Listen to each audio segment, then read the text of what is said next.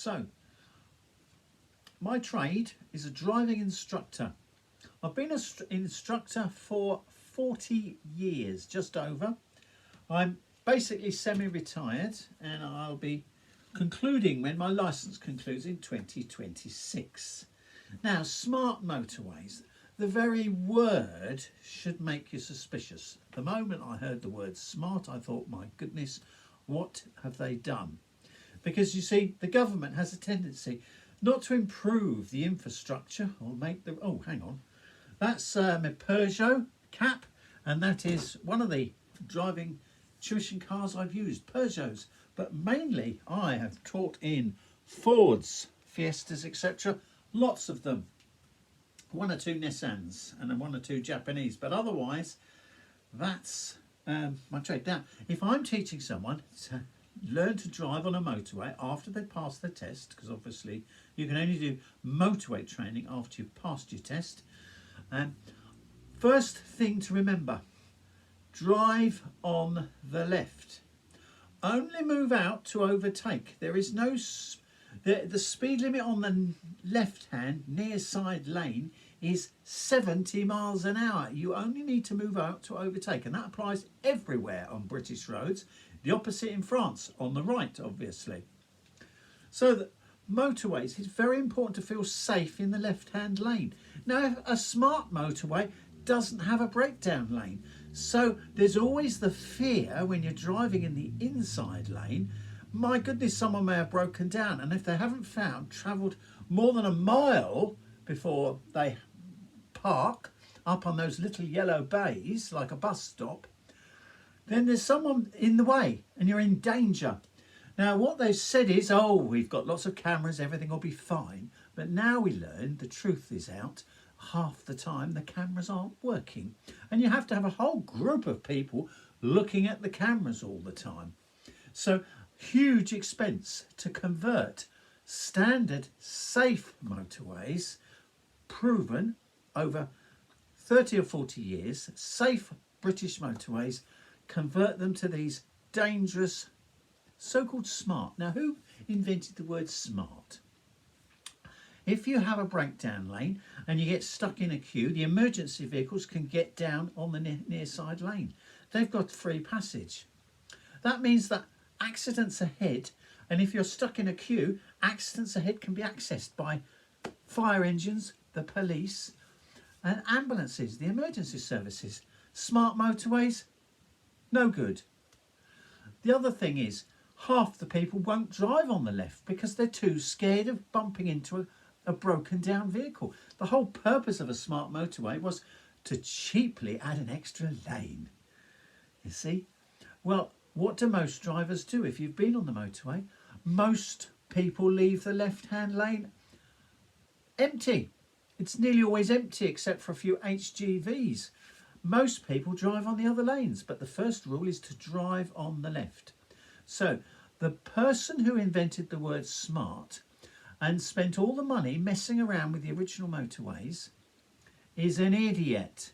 The word, once you hear someone bring out a word like smart, you know it's questionable. They did the same back in the 1990s under Tony Blair and whoever was his traffic minister. They decided to introduce with intensity calming, traffic calming. Now, traffic calming meant this. You can't get anywhere. For example, buses don't have bus stop laybys. They put them outside a bollard so that no one can get down the road when a bus pulls in, which is a very handy place to pull in, isn't it, the bus? Because you can get by and get down the road. Instead, what did they do? So this is in the mid-1990s. We had all this, and you can probably remember if you're a driver. Speed humps, chicanes, club extension, model fillers, shared space. One suggestion was turn one-way streets into two-way streets so that everybody can't get through, and let people park their cars everywhere so you can't get anywhere. Put in great big concrete bollards, which in the middle of the night when it's dark, especially if there's not much illumination, you can hit and you can be in hospital. So add to that hundreds and hundreds of lovely speed cameras, and you've got a paranoid drivers driving in fear of breaking some rule, watching out for road bumps. I travel home on the bus because I get free travel now, and they've just introduced traffic calming, lovely road bumps. The bus crashes over each one. It certainly doesn't do much good for the suspension on a bus. Now imagine you're in your car and you think, well, I don't want to keep going to my mechanic to get all my suspension repaired. So try and avoid that road. That's what some people do. The other problem with road bumps is ambulances. If you've just had an injury and you've been picked up by an ambulance and you're bumped across all those bumps, that's not helping people when they get to hospital. So what they need to do is rely on drivers. Trust them to drive sensibly. Well, you could put signs up in a residential area where I live, in a residential area, and you could have it a 20-mile. You don't need to enforce a 20-mile zone. You just suggest to people, which I would do on driving lessons, is drive it around about 20 to 25 in a housing estate.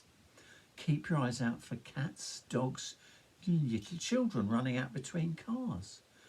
Teach people, instead of riding up close behind someone because they're doing 25 in the housing estate, give yourself a bit more time to go and pick the kids up from school.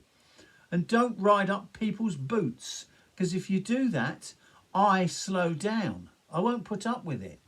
So pushing someone to go faster is really dangerous as well. So smart motorways, of course the government since 2023 has abandoned the policy, realising it's a disaster and a waste of hundreds and hundreds, probably billions of pounds, where they could have done some genuine road widening if they needed it for extra lanes. So next time you hear a policy and they come up with some clever name like traffic calming, it doesn't calm anybody, it causes them stress. If you're constantly looking at your speedometer because you're trying to do the average speed of 60 miles an hour or 50 or whatever it is with those silly yellow cameras, people are focusing on their speedometer and their speed and not looking where they're going.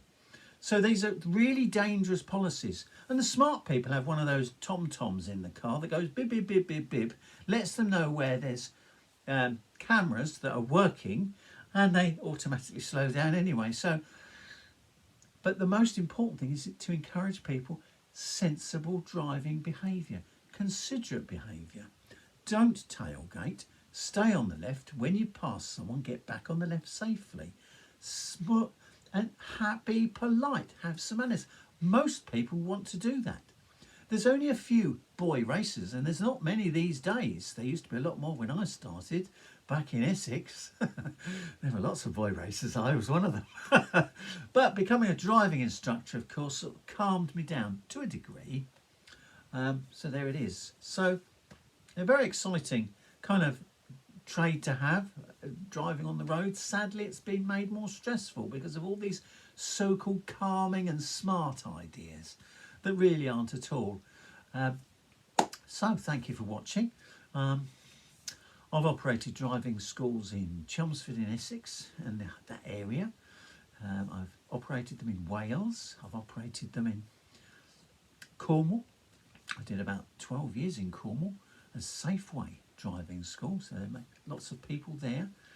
Chelmsford School of Motoring, a County School of Motoring in Wales, and a little bit of Safeway here, but I'm kind of retired now anyway properly, so just occasionally help a friend out.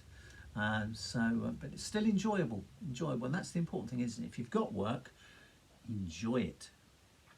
Thank you, and safe driving.